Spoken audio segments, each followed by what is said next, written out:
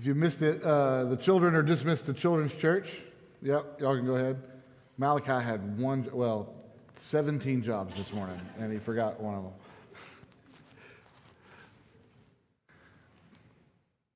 them. Do y'all know where to go? Y'all know where to go, right? Yeah, y'all been here. Yeah, okay, you're cool. All right, turn with me to the book of Ruth. Ruth. Got to find it here. I marked it in my Bible. We picked up a couple weeks ago in our journey through Scripture, our journey through biblical history, our journey through God's story. And we left off a couple of weeks ago in the book of Judges. Well, the book of Ruth, the story of Ruth, takes place during that same time period, during the time period when judges rule. A couple of interesting facts about the book of Ruth. Number one, the book of Ruth is one of only 2 books in the entire Bible named after a woman. What's the other one? Esther. That's right. We'll get to her later. She comes later in biblical history. 2 incredible stories, 2 incredible women, and one of only 2 books in the Bible named after a woman. The book of Ruth is the only book in the Bible named after one of Jesus' ancestors. Okay, so the whole focus of the Bible is Jesus, but this is the only book in the Bible named after one of his ancestors. James was the brother of Jesus, so doesn't quite qualify as an ancestor. He was kind of there at the same time. But Ruth is in Jesus' genealogy, and we'll see that toward the end of the book. The book of Ruth is the only book in the Old Testament named after a Gentile. Uh-oh, we got a woman Gentile. Controversy. It's not controversy. This is God's plan. So it's named after a Gentile. And the book of Ruth is read every year as part of the Festival of Pentecost, or the Festival of Weeks. You might have heard it said it that way.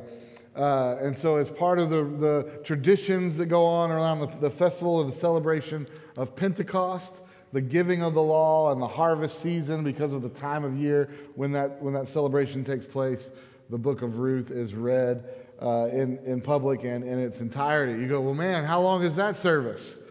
Well, it's not very long, because the book of Ruth is only 4 chapters. I think the whole book is like 85 or 86 verses. So given our history around here, we should be able to get through this one pretty easily today, right? The whole book of Judges in one day. I think we can knock out 4 chapters of Ruth. And so turn with me to Ruth chapter 1. The first 5 verses of this book are a sad, sad story. I wonder if you've ever thought over the course of your life that the grass is greener on the other side. Anybody made a decision kind of thinking that way? You know, you're looking at what you got and what it looks like, what this next opportunity, this next job, this new house, this new car, surely the grass is greener on the other side. And you finally get that new car, and it comes with a new car payment, and somehow it's more than your mortgage, and you're wondering, why did I do this? Turns out the grass was not greener on the other side. Oftentimes when the grass is greener on the other side, it's because there's more poop in the yard over there, right? That's what we've learned over life. So check this out, Ruth chapter 1, verse 1. In the days when judges ruled, so we understand the time period that we're in. Remember that cycle that Judges took us through 13 times of rebellion and retribution and rescue and restoration, all those things. And so we're in that period. It's a time of chaos for the nation of Israel. There's no leader, and each man does what is right in his own eyes. And we saw all these crazy stories in the book of Judges. Well, Ruth is right in the middle of that. We also kind of see where we were in that cycle. Right? And we see this, there was famine in the land. And so God had made a promise, if you're faithful to me, then the land will produce for you. And so we recognize when we pick up in the book of Ruth, because there's famine in the land, that means there's rebellion in the people's heart. And they're not walking with God. This is a dark period in the nation of Israel. So in the days when Judges rules, there was famine in the land. There was a man from Bethlehem in Judah together with his wife and 2 sons, and they went to live for a while in the country of Moab. All right, so is Moab part of the promised land? No.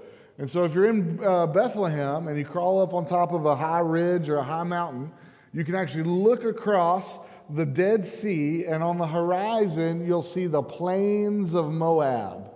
And the plains of Moab are incredibly fertile. They're oftentimes very green. And so it's famine in the land of Israel, but Elimelech, this guy, is looking out across the Dead Sea and going, ooh, things look better over there. The problem is, it's not the promised land. And so to abandon the promised land for a Jew at this time was basically to abandon God and go your own way. It's interesting because Elimelech's name actually means God is my king. But he had forgotten who was in charge and who ruled. And he took control of his own life back and went seeking the grass greener on the other side. This man's name was Elimelech, and his wife's name was Naomi. Naomi means pleasant. So you have God is my king and pleasant married together. Sounds like a good couple. And the names of their two sons were Mahlon and Chilion. Now, if you're looking for a name for your children, don't pick either one of these two, okay? You know what Mahlon translates as? Sickly. His name was Sicko, right? Chilion was crybaby, whiny, right? That's a pretty cool name for your kids if you want to just set them off on the right course in life. Here's my two boys, Sicko and Crybaby. Have fun with them in the nursery. Good luck. So Elimelech, God is my king, married pleasant Naomi and had Sicko and Crybaby. Fantastic little family here. They were from Bethlehem in Judea, and they went across over to Moab to live there. Now recognize, again, this is abandoning the promised land, abandoning God and his promises, and going their own way. Now Elimelech, Naomi's husband, died. He went seeking a life of his own and instead found a grave. And she was left with her two sons, Sicko and Crybaby. Well, Sicko and Crybaby married two Moabite women, two foreign women who worshiped foreign gods, had foreign cultures, and foreign practices. One was named Orpah, Winfrey, and the other was Ruth. After they had lived there for about 10 years, both Sicko and Crybaby also died. And Naomi was left without her two sons and her husband. No matter what our circumstances are, remember this is a time of rebellion, it's a time of famine, it's a difficult time in the life of the Jews. God's worst for us will always be better than Satan's best for us. And so Elimelech, whose name means God is my king, he forgot who his king was, and he put himself in charge, which goes all the way back to the Garden of Eden, the original sin. God, I don't need you. I'm going to do it my way. And when he did it his way, he not only found death for himself, but for his family. It's a sad story, but it's a story that many of us live ourselves. There's a lot of ways to die. There's a lot of ways to experience death. You can experience death through divorce. You can experience death through loss. You can experience death through pain and suffering. But oftentimes it's the reason that we're in those situations is because we've chosen to go our own way. We thought the grass was greener on the other side, and it wasn't. So in light of all this, Naomi is left with her two daughters-in-law who are foreign. They live in the land of Moab. Naomi is, of course, a Jew, and she's kind of left by herself in this foreign culture and a pagan culture, a culture that practices child sacrifice and all of the things that go along with that. And so Naomi gave Orpah and Ruth the option to stay at home, stay in their hometown, remarry, rebuild their lives after the death of their husbands, and says, look, you don't have any obligation to me. Don't worry. I know I'm just giving you freedom to stay here. This is an unprecedented, unforeseen situation. And so I just want to give you the freedom to stay in your hometown, stay in your culture, stay with your people, and rebuild your life. And you don't have to worry about me. I'll take care of me. Well, Orpah says, yep, sounds like a good deal. Thanks. See you later. And she goes off to start a talk show and a media empire. So let me give you a quick outline for what's coming up, because the focus, of course, is on Ruth. Chapter 1, you can put on a heading of this as Love's Resolve. Love's Resolve. Here's what's coming up. Chapter 2, Love's Response.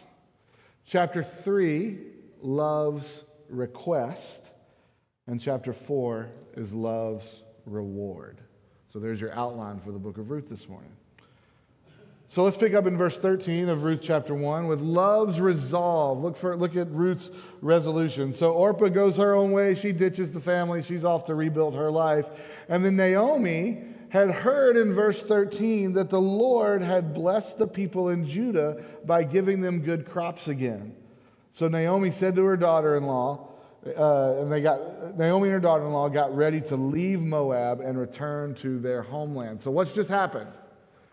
Remember the cycle in Judges. Now the land is producing again. That means that a judge has been raised up, likely what we would call in the South Jair. Jair, we say it with a southern accent, but Yair is the correct way to say it, was one of the judges.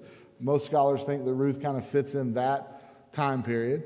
And so God has used this judge to redeem and rescue his people, and they're back into a time of faithfulness, and the land is producing. And Naomi's heard about this, that things are good back home. And so Orpah's gone her own way, and she's left with Ruth, and she's saying, hey, I'm getting ready to pack up and head back home. And so in verse 15, she tells Ruth this, look, your sister-in-law has gone back to her people and her gods. You should do the same. But Ruth replied, don't ask me to leave you and turn back. Wherever you go, I will go. Wherever you live, I will live. Your people will be my people. And check this out. Your God will be my God. Wherever you die, I will die, and there I will be buried. May the Lord, she's specifically in this moment talking about Yahweh. She has now adopted the God of the Jews through her relationship with Naomi. That's discipleship. That's the gospel message. That's how we're called to partner with God. So may Yahweh, the Lord, punish me severely if I allow anything but death to separate us. In verse 18, when Naomi saw that Ruth was determined to go with her, she said no. She said nothing more. And so that's love's resolve. Not only am I following you, but I'm committing to adopt your culture. And because I've seen that your God through your life is more powerful and more real and more loving and more kind than any God that I've ever known, I'm making a full commitment to not only follow you, but follow your God. That's love's resolve. That's Ruth chapter 1. That's the beginning of the story. Well, as nice as that is, and a mother-in-law, of course, would be honored by that kind of commitment, you're going to see that these two ladies genuinely love each other, and they're trying to serve one another. And so this leaves Naomi with some challenges. All right, so to understand these challenges, we just kind of got to understand Jewish culture, ancient Jewish culture. They just do things differently than we do. Doesn't make it right or wrong or whatever. It's just different. So we have to kind of understand what's going on. And so Naomi and Ruth, they return back to Israel, but Naomi has very few resources to be able to provide for herself and Ruth. Well, you have to understand that in ancient Israel, property rights, the rights to the estate and the wealth and those things, were connected to male birthrights. Okay? Again, don't have to agree or disagree. You just got to understand. These are different cultures, different time. And so with Naomi and Ruth being female, they did not have a lot of resources, and the things that they had were in jeopardy. Well, if you look at Leviticus 25, you don't have to turn there, but if you can't sleep tonight, I'd challenge you to read that chapter. If someone fell into poverty, the land could be purchased by a close family member so that family birthright could be retained. It's a law that was given in Leviticus 25. So that's a provision for Naomi. Naomi could sell the land that belonged to her and her family before they left. She apparently still had it in their possession. But then that would leave Ruth unprotected as Naomi ultimately aged and passed away, and the money got less and less and less because Ruth was a widow, she was foreign, and she had no sons or family or husband. So she had no rights to the land or the property or those things. And so Naomi could have taken care of herself, but that would have left Ruth in a difficult situation. Well, that brings into play a second law in ancient Jewish culture. You can find that in Deuteronomy 25. Again, if you can't sleep tonight, I welcome you into that chapter. And so in Deuteronomy 25, this law comes into play. In the event that a widow is left without a son, Okay, so that's exactly where Ruth is. Her husband died. She's now a widow, and they did not have any children. They did not have a son. And so in that scenario, a close family member could marry that widow. Typically it would be a brother, but if they didn't have a brother, there's some provisions made. And then when a son is born to that new couple, that son would be considered the son of the original husband, and therefore the birthright and the estate and all those things would remain intact for the family. You tracking with me on that? It's as complicated as we're going to get this morning. But you got to understand this kinsman redeemer law to understand the basics of this story. And so there's the property, and then there's also protection of the widow and the estate. And so these two laws are coming into play. A third law that's easy to understand, you can find it in Leviticus 19, will play a fundamental role in this story, and that is that farmers were directed by God when they harvested their field to not harvest the edge of the field or the corners. And the poor were welcome, those in need were welcome to come and glean out of the fields, work in the fields, and they could harvest what they needed off the edges and the corners. It was a built-in welfare system in the nation of Israel. I just wonder if as Christians in America, I know we don't have fields and those things, most of us, but what if we left the edges and the corners of our budget open to the needs of others and what God would have for us? You see, we spend right to the edge, right? Sometimes a little bit over, sometimes a lot over. But what if we left the edges and the corners of our budget and just set up our lives where just part of us and part of what God's given us is available for Him to use at any time? Interesting thought. All right, so with that as a background, we've done some Jewish law, we've done some little bit of study there and some history. Let's look at Ruth chapter 2, love's response. So at this point, Naomi and Ruth don't have much, and Naomi is trying to serve Ruth, and Ruth is trying to serve Naomi. And now, in verse 1, there was a wealthy and influential man in Bethlehem, and his name was Boaz. And he happened to be a relative of Elimelech. Uh-oh, ding, ding, ding. Is that ringing a bell? Remember that old law? Okay. One day, Ruth the Moabite said to Naomi, look at the heart of Ruth here. Let me go out in to harvest the field and pick up the stalks of grain left behind by anyone who is kind enough to let me do it. Naomi replied, all right, my daughter, go ahead. And so Ruth went out to gather grain behind the harvesters. And as it happened, anybody got a similar phrase in your Bible like that? It just so happened, or just by chance. Do we believe in that? No. What is this a picture of? The providence of God. That's right.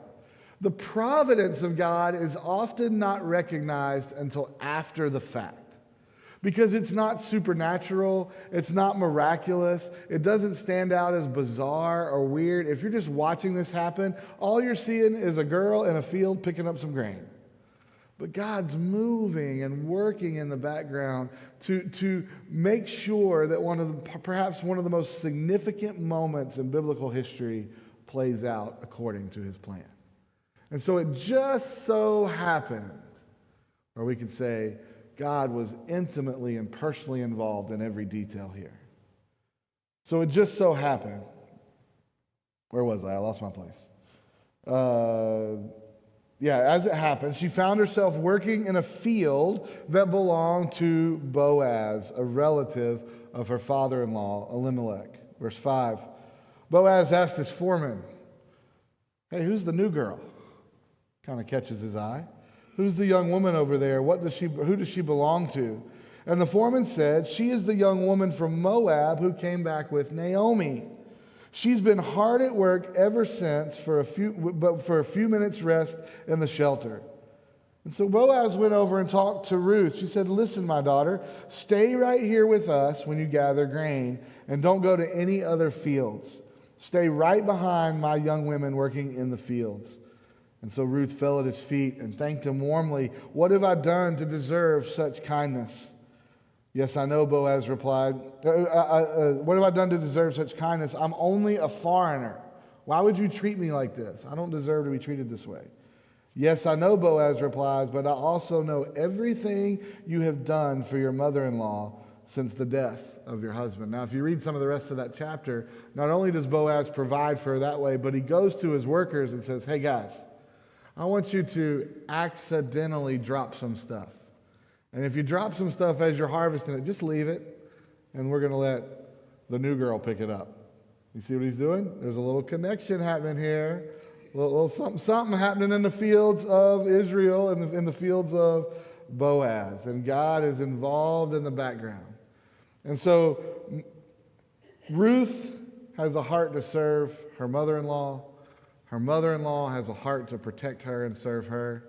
And Boaz is starting to recognize that same heart in Ruth, and that same work ethic, and that same love, and her reputation precedes her in Ruth chapter 2. So that's love's response.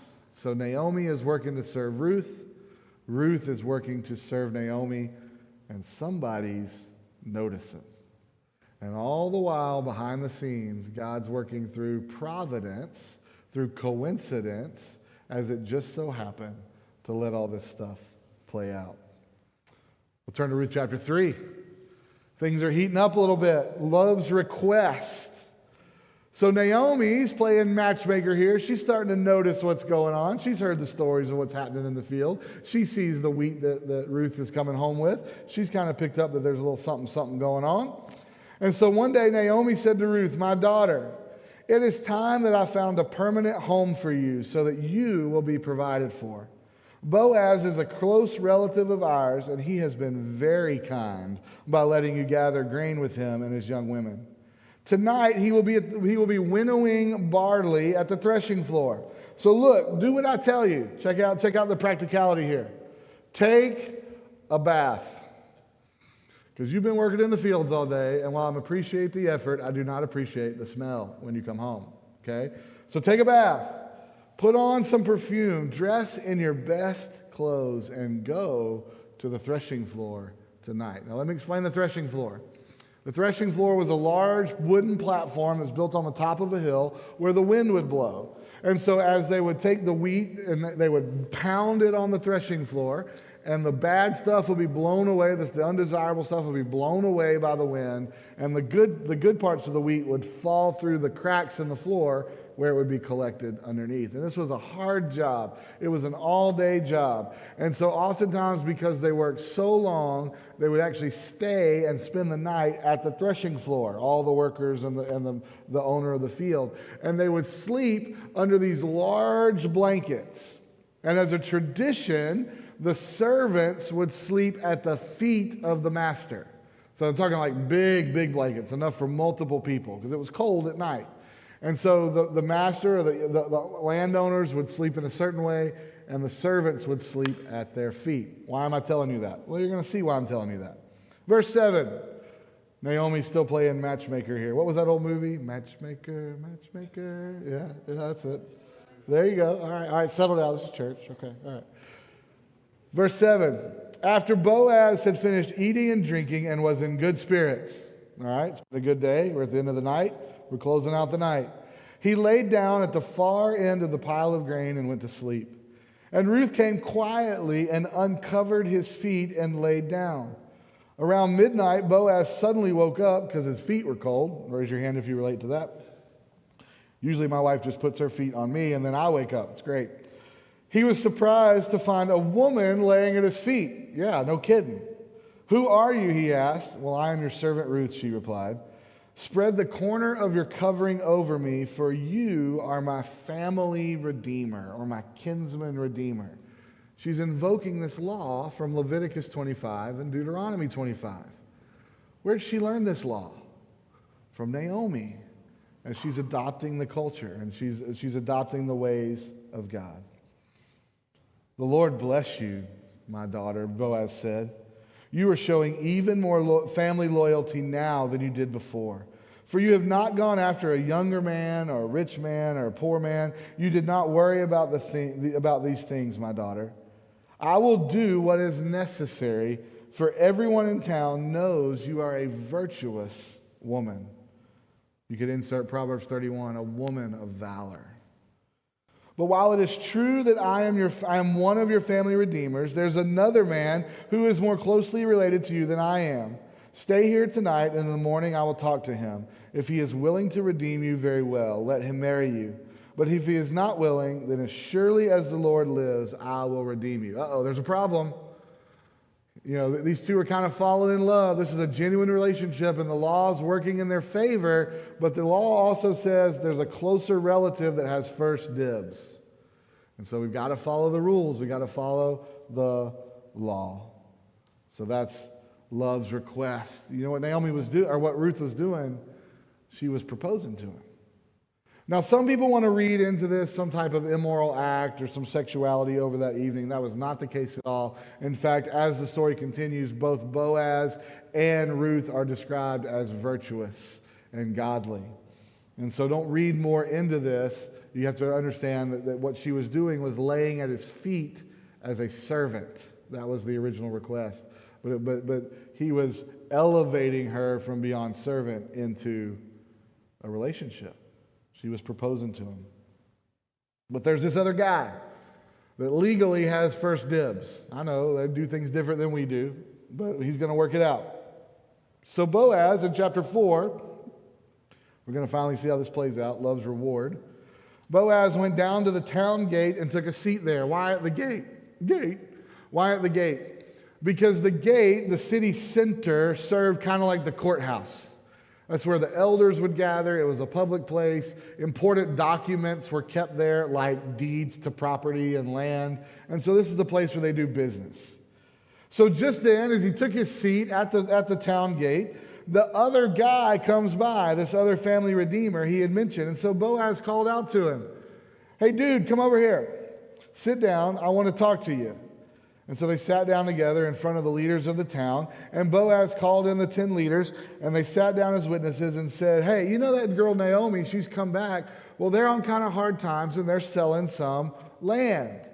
And so would you like to buy that? You are legally, you kind of have first shot at the land, and so would you like to buy it?" The guy says, "Hey, sounds like a great deal.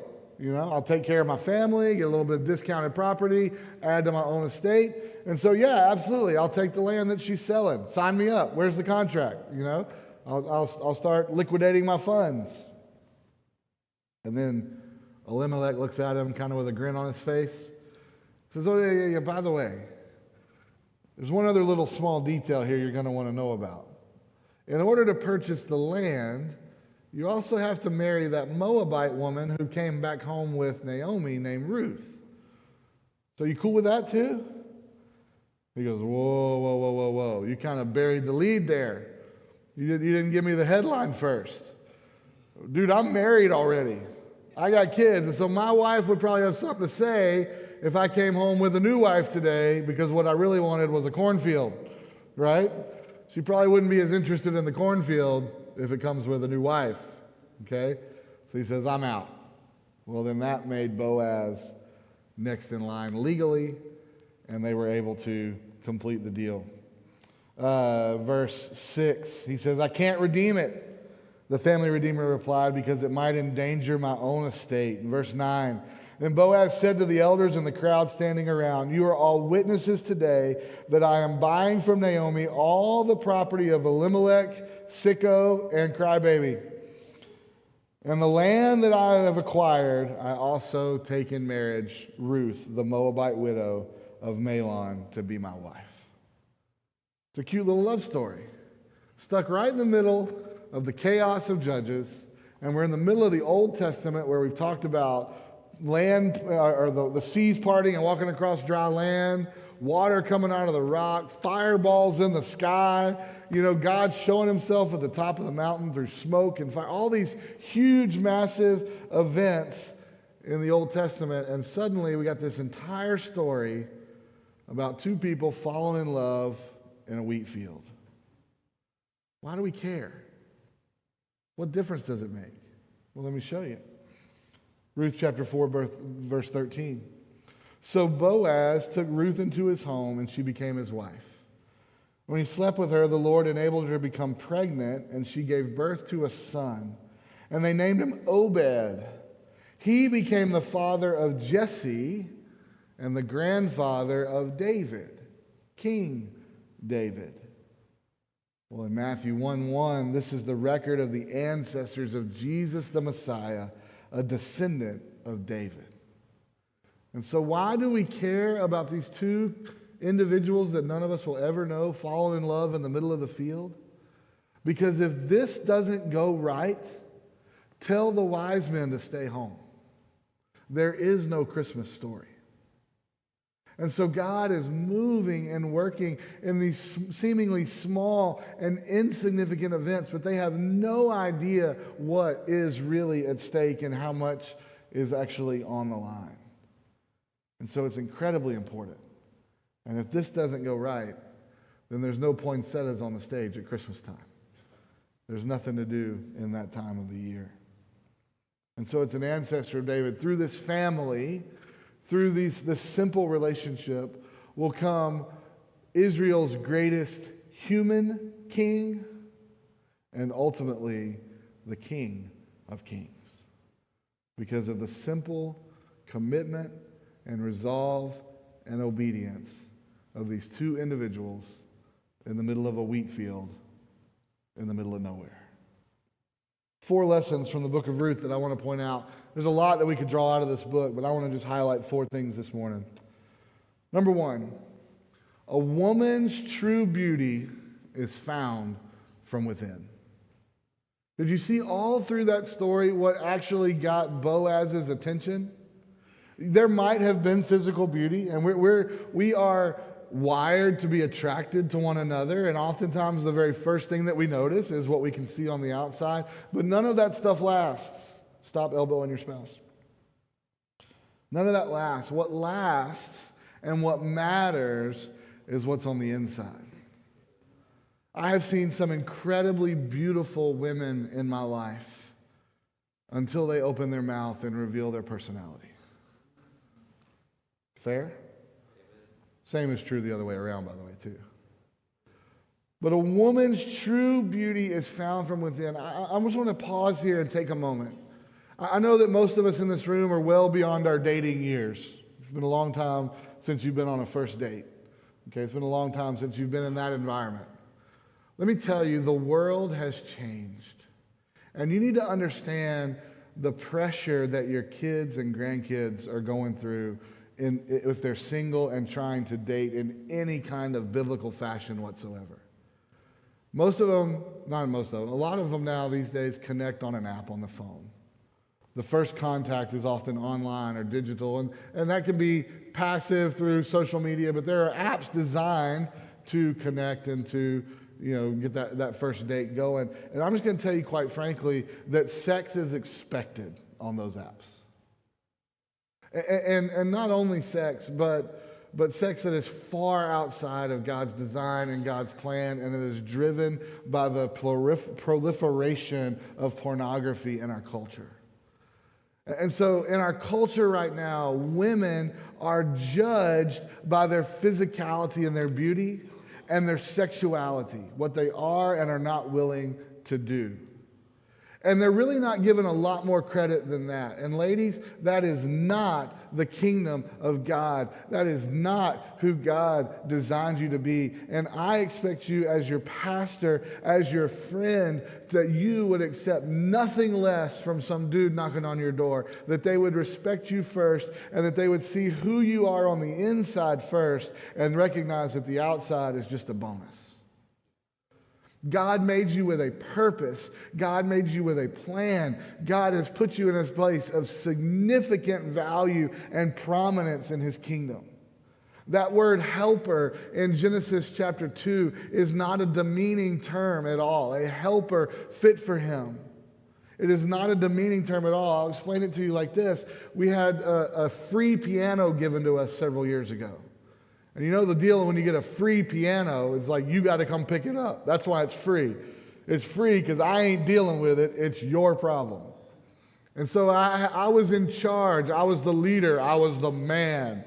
I had to get this piano from house A to house B, up some steps in the back of a truck.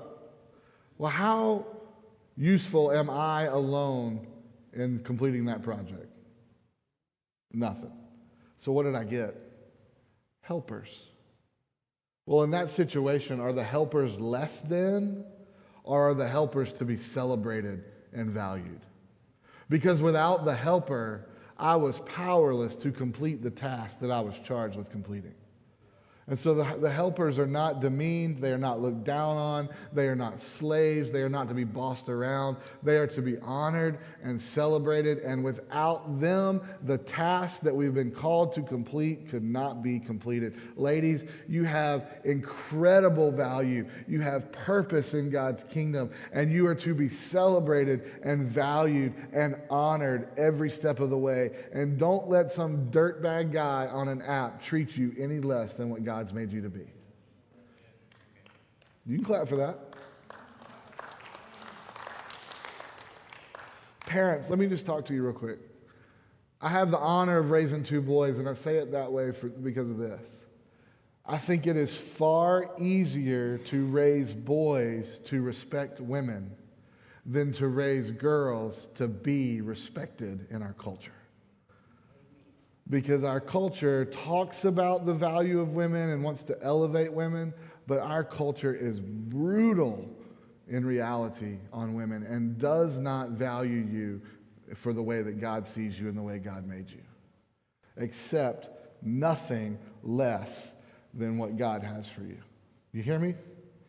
I'm saying it because I love you. And if you're a grandparent in the room and you hadn't been on a first date in a couple of decades, recognize the pressure that your kids are under. It is so far removed from anything that you experienced growing up. So far removed. Our culture has changed, and our culture hates women. We must be different. Okay? Proverbs 31. Who can find a virtuous and capable wife? She is more precious than rubies. Her husband can trust her, and she will greatly enrich his life. She brings him good, not harm, all the days of his life. Because of this passage, it's tradition in the Hebrew culture and the Jewish culture to greet your spouse or to greet your mother or your grandmother as greetings, woman of valor. And it's a reference to Proverbs 31 and all the value and all that she brings into the home and the life that a godly woman brings into the relationship and all that encounter her and around her. Be a woman of valor and demand to be in a relationship with a man who will treat you like nothing less. Proverbs 31. The second lesson from the simple book of Ruth. God honors personal obedience even in a time of national rebellion. Is our culture more in love with God or less in love with God than we were 20, 30, 50 years ago? Less. Our culture is openly rebelling against God. And make no mistake, the judgment for America is coming and perhaps is already here. But just because we're stuck in this toilet bowl that's swirling around us doesn't mean that God doesn't honor us as individuals. Ruth, Naomi, Boaz, they were all sucked up in this horrible period of Jewish history. This time of chaos and rebellion and all kinds of things when they just couldn't make time for God, and he was punishing them almost in real time. But yet with these 3, they honored God with their obedience, and God honored them back. So yes, things are different today, but that is not an excuse, and that is not an automatic condemnation on you just because you're sucked up in what's happening in our culture. You are personally responsible for your relationship with God, and God honors your obedience. God honors your heart. God honors your faithfulness, and he will protect, he will provide, and he will prepare you for whatever is coming ahead. They grew up in a time just like today, Judges 21:25. In those days, Israel had no king, and all the people did whatever seemed right in their own eyes. No verse in the Bible more clearly defines modern day America than that one. But that does not mean that you're stuck just being sucked down the river in the current of rebellion. God honors the individual, and God protects, and God provides. A third lesson from the book of Ruth. God loves the outsider. God loves the outsider. Ruth was a pagan, came from a culture, raised in a culture that hates God, does things that are abominations to God. The centerpiece of their religion was child sacrifice and sexuality. And so even though Ruth was a Moabite, one of the ones that Joshua and his armies charged in to kill and wipe out because of their sin and their rebellion against God, God still treated her as an individual and invited him into his family. And not only was she invited into the family, she was allowed to play a prominent role in gospel history. The only person in the Bible named after, the only one of Jesus' ancestors with a book named after her in the Bible. A prominent role, one that we celebrate every year during the festival of Pentecost. An incredible story. But she was an outsider. She was a pagan. From a Jewish perspective, she had no place in the family of God, and she should have been shunned and kicked out. But instead, she was invited in and placed in a position of prominence. Not only that, but Boaz was the son of a pagan prostitute. The son of Rahab, the story of Rahab, as Joshua charges into Jericho, that was his mother. Boaz was the son of a pagan prostitute, but God had not only invited that family into his, he had redeemed that family, and the son of a pagan prostitute grew to become a prominent and godly leader in God's community, in God's nation. The man that we celebrate in this story, we look at him as an example of who to follow, recognize where he came from. And so even with his wealth and his status, Boaz never lost his heart for the outsider. Some of us are running so hard from who we used to be or who we were raised as or the people that preceded us that we forget to love those who came out of that same situation. We're trying to be better than we were, and pride begins to take over. But Boaz, the son of a pagan prostitute, who God had redeemed his family and put him as a prominent and wealthy leader in God's community, never lost his heart for the down and outs and the outsiders, and he never forgot where he came from, and he ended up marrying a woman that was very similar to his mother. And God did for her what God did for Rahab, what God did for Boaz. The invitation is for everybody, regardless of where you stand, what your history is, what your socioeconomic status is, how bad you were, what the dumb thing that you did that got you here, whatever. Doesn't matter your history. The invitation into God's family is for you. God loves the outsider. And as we look at Boaz, we draw out the fourth application of the book of Ruth. And that is that Boaz's heart and his actions reflect the heart and actions of Jesus. Boaz points us to Jesus. In fact, it was Jesus who said in Matthew 13 that the kingdom of heaven, the way that God moves and the way that God operates, is like a treasure that a man discovered hidden in a field. In his excitement, he hid it again and sold everything he owned to get the money to buy the field. Was his interest in the field or what was contained in the field?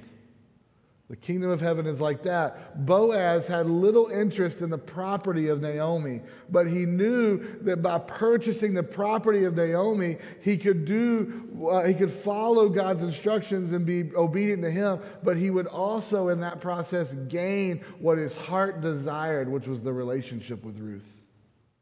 The kingdom of heaven is like a man who purchased the field, not interested in the field, but was really interested in the treasure contained in the field.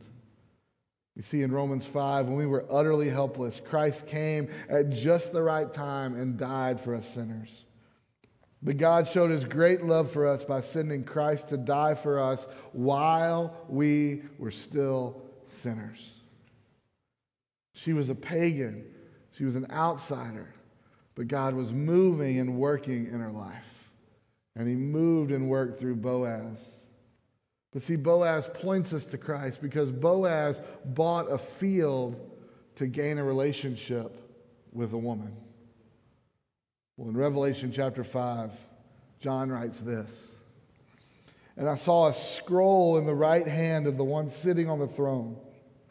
And there was writing on the inside and the outside of the scroll, and it was sealed with 7 seals. If you were a Jew, an ancient Jew, you would immediately recognize this as one of those land deeds, one of those important documents kept at the city gates. It had writing inside. It was a contract about the land.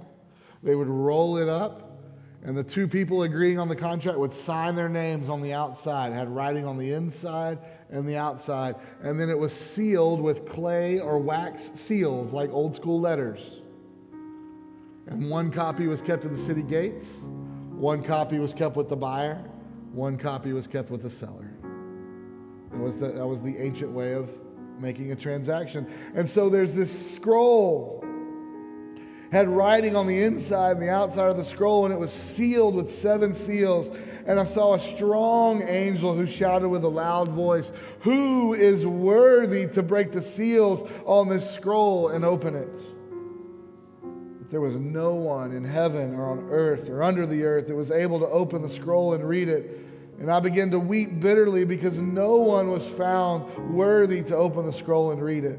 But one of the 24 elders looked at me and said, "Stop crying and watch. Look, the Lion of the tribe of Judah, the heir to David's throne, Jesus himself, has won the victory. He is worthy to open the scroll and its 7 seals." You see, in the book of Ruth, Boaz purchased a field and redeemed a family. He was qualified to do that because of 3 reasons. Number 1, he was a blood relative of Naomi. Number 2, God had given him the wealth and the prosperity that he was able to pay the price for the field. But the third is probably the most important. Not only was he able to pay the price, he was willing. I could have all the money in the world, and if I don't want what you're selling, I ain't buying. But Boaz purchased the field not because he had interest in the field, but because he had interest in what came with the field. Well, in Revelation chapter 5, as that scroll is revealed, as that land deed is revealed, it is the deed to the earth. And Jesus, by his own blood, purchased the earth and redeemed all of mankind. But it took 3 qualifications for him to do that. Number 1, he was a blood relative of man, just like Boaz was a blood relative of Naomi.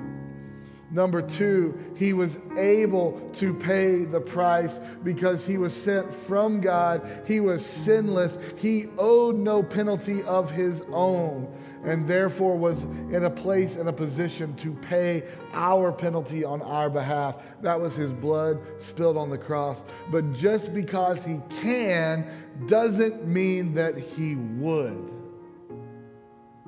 And so the third qualification, perhaps the most important, is not only was he able to pay the price, he was willing.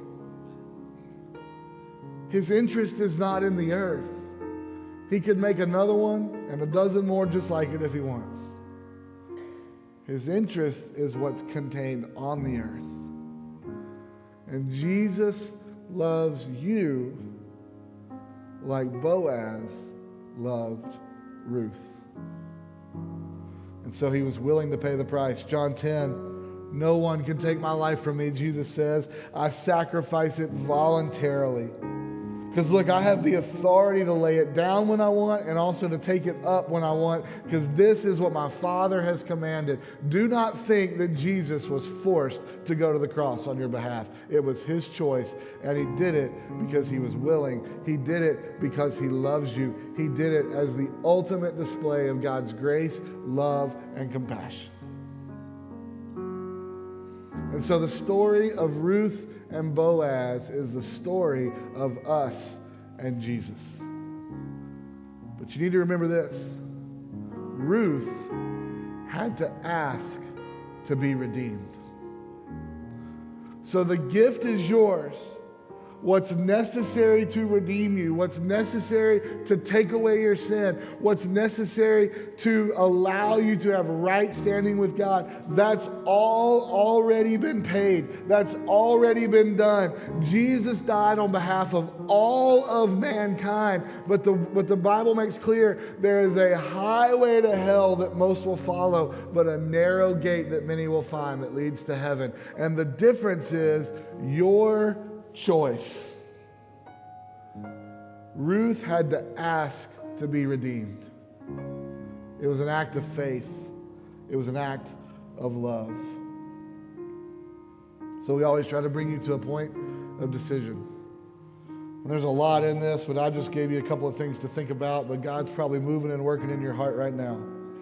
But number one, today I have decided to trust Jesus and follow him.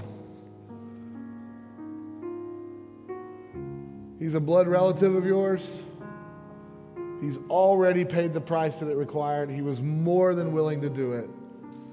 But in order to have the gift, you must accept the gift.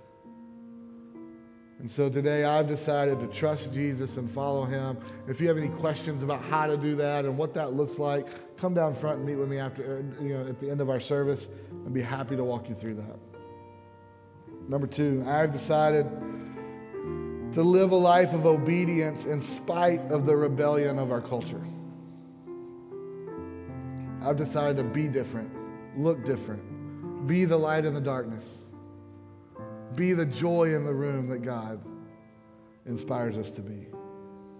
I recognize despite what's going on around me, God honors personal obedience. And number three, I have decided to welcome the outsider with the same love that Jesus showed me. Church family, we're going to build this church with the outsider. And we've got to learn to see the homeless man that we're giving lunches to on Monday through Thursday, that potentially with the work of God, he could be a deacon in our service one day, in our church one day. We've got to have the love of the outsider, the heart for the outsider. Because that's what God's kingdom is built on, and his church will be no different. It's the heart of Boaz. It's the gospel message. This is who I was. This is what Jesus did. And this is who I am now. But may I never, ever, ever forget who I was. And may I always have a heart for people who are struggling in the same way that I used to struggle. That's Boaz. He was a big shot, a big shooter. But he remembered where he came from, and he remembered what God did. And he lived his life as an invitation to others. So that's the decisions this morning. God may be teaching you something else, showing you something else. We encourage you to deal with God in your own way. We're going to have Serge come up and lead us through our prayer time. This is the most important part of our service. We spent the entire morning ushering you into the presence of God. But we can't make you respond in any way that you're not willing to.